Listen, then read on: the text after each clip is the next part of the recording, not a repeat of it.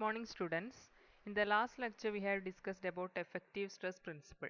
So, effective stress principle deals with the relationship between effective stress, total stress, and pore water pressure. That is, effective stress is equal to total stress minus pore water pressure. Okay. Today, I am going to discuss the continuation of this topic, which is the last topic of third module, and is quicksand condition. Okay, quicksand condition in soil. Quicksand condition is a condition of flow and it is not a type of soil. It is a condition which is occurring in soil and it is not a type of soil. Here, a vertical upward seepage flow causes floating condition of a particle.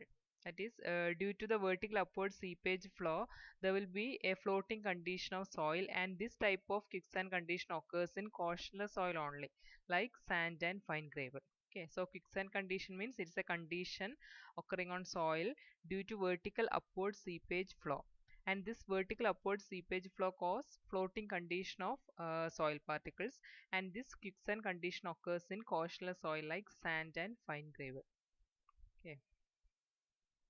And in such cases, that is in quicksand condition, coastal soil lose all of the shear strength and bearing capacity. Okay, when quicksand condition occurs on sand and fine gravel, it will loses all its shear strength and bearing capacity, and a visible agitation of soil grains is observed. Okay, soil will be like this condition. It loses all its shear strength and bearing capacity, and there will be a visible agitation of soil grains. This phenomenon is known as boiling or quicksand condition. Okay, and this quicksand condition occurs on coastal soil only. For coastal soil, this condition will never occur. When such condition occurs, when quicksand condition occurs, for that, first we can look. When seepage flow takes place in upward direction, the seepage pressure also acts in the upward direction and effective pressure is reduced. That is, what is meant by seepage flow? Seepage flow is nothing but flow flow direction. That is, usually water will be flowing in downward direction through soil. That is seepage flow in downward direction. That is the direction of water flow is known as seepage. Okay. So usually seepage will be in downward direction, that is seepage flow is in downward direction, so effective stress will be increased. But in some cases, seepage flow takes place in upward direction and it will cause a reduction in the effective pressure. Okay, there is also pressure in downward direction due to submerged weight of the soil. That is, due to submerged weight of the soil, there will be pressure which is acting in downward direction, and the seepage flow is in upward direction. So, if seepage pressure becomes equal to pressure due to the submerged weight of the soil, the effective pressure is reduced to zero. That is the condition of quicksand. That is, in quicksand condition, the effective pressure is reduced to zero. How it is occurring? How this effective pressure is reducing to zero? That is, here the seepage pressure is in upward direction, and there will be downward direction. That is, there will be submerged weight of the soil in downward direction. So this will be two opposing forces. When the seepage pressure becomes equal to pressure due to the submerged weight of the soil, effective pressure is reduced to zero.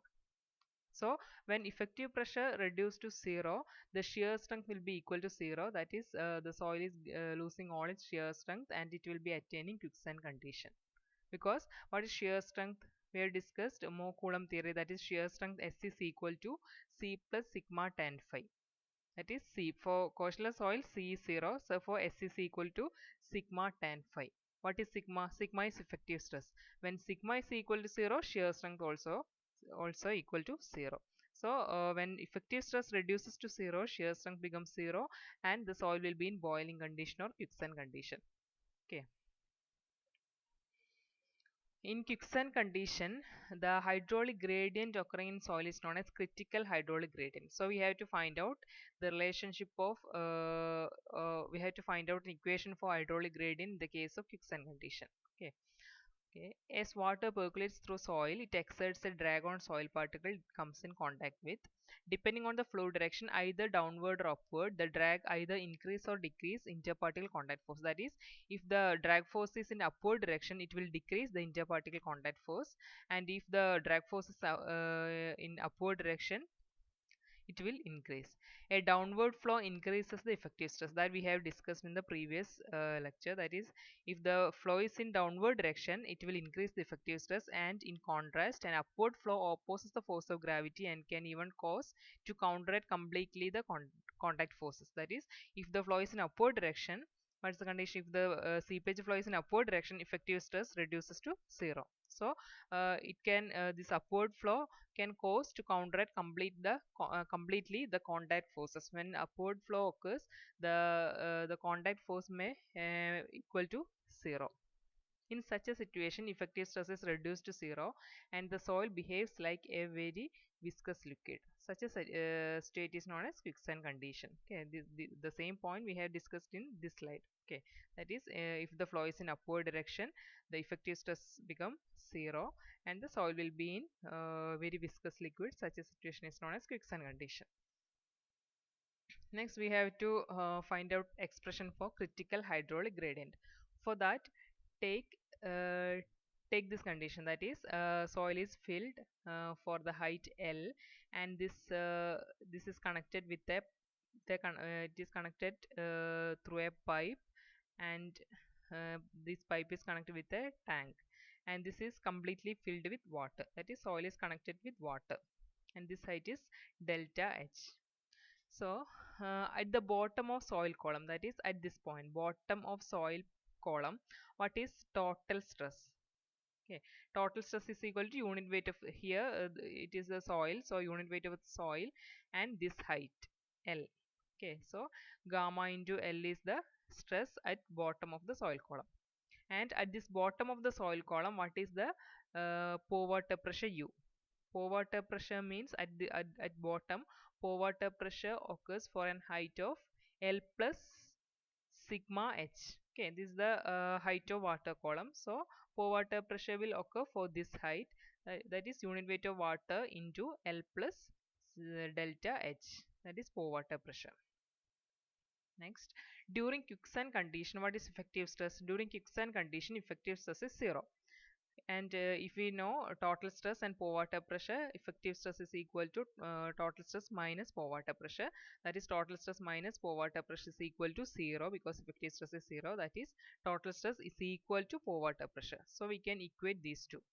So I am equating total stress and pore water pressure because effective stress is zero, and by rearranging we will get delta H by L is equal to unit weight, that is unit weight, total unit weight minus unit weight of water, we can write as submerged unit weight minus unit weight of water, and this is known as H by L is known as hydraulic gradient, height by length, height per unit length.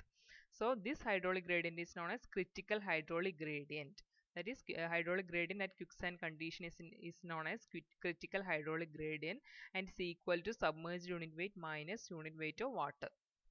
Okay, ICR, critical hydraulic gradient is noted by I suffix CR, ICR. This is the equation, submerged unit weight divided by unit weight of water. Next, it indicates that the effective pressure reduces to zero when the hydraulic gradient attains a maximum value which is equal to the ratio of submerged unit weight of soil and unit weight of water. This gradient is known as critical hydraulic gradient. It's equal to some ratio of submerged unit weight of soil and the unit weight of water. It is known as critical hydraulic gradient. Okay. Next, quicksand condition. This quicksand cannot support the weight of man or animal, and it behaves like a liquid with a unit weight about twice that of water. Okay, during quicksand condition cannot support any weight and it behaves like a liquid. This is the condition of soil at quicksand condition, and it behaves like a liquid with a unit weight about twice that of water. Okay, this is the quicksand condition soil. It cannot support the weight. A person can easily float in it with about one third of his body out of quicksand. Okay, this is the condition. In clays, the shear strength of the soil does not get reduced to zero even when the effective stress becomes zero due to cohesion. Okay, so quicksand condition does not occur in clay. In clay, quicksand condition never occur because in the case of clay, shear strength S is equal to C plus sigma tan phi. There is cohesion in clay, coarse soil. In the case of coarse soil, there will be cohesion which imparts shear strength. So in the case of clays, the shear strength will never become equal to zero because it has cohesion. So in the case of clay, the quicksand condition will never occur because it has cohesion. So this quicksand condition is occurring in coastal soil like sand and fine gravel. And critical hydraulic gradient, this hydraulic gradient at which the soil become unstable, the effective stress becomes zero, that we have discussed. Consider a soil in which the flow of water in upward, this will create an upward seepage pressure. If the upward flow of water is large enough, the seepage pressure will negate the effective stress and the soil will become unstable. In this situation, the soil is said to be in quick condition. This we have discussed, that is critical hydraulic gradient.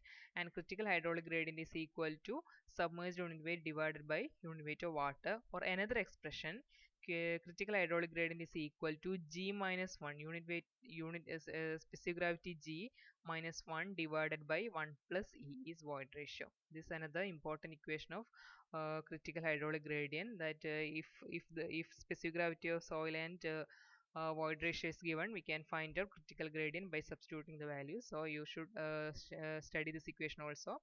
This portion, this equation and this topics are in Aurora textbook. So you just go through the Aurora book and read this portion. Okay. Um, by this topic, third module is almost over. Thank you.